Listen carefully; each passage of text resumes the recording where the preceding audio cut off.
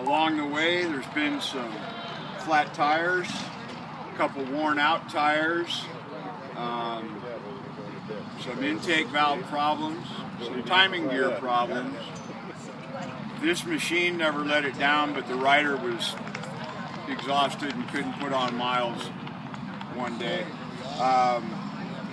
The rest of them, it just, all in all, there was a clutch lost in the 1914, but he had spare parts, so we got that going again the next day.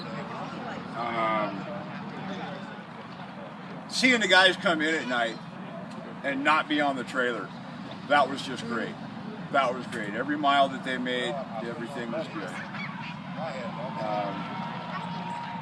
And I'm almost home. Oh, the fun part is when we had a good host that gave us a nice dinner. And we had to go through the Loveland Pass, which was 12,300 feet. Yeah, that was pretty trying for these old motorcycles.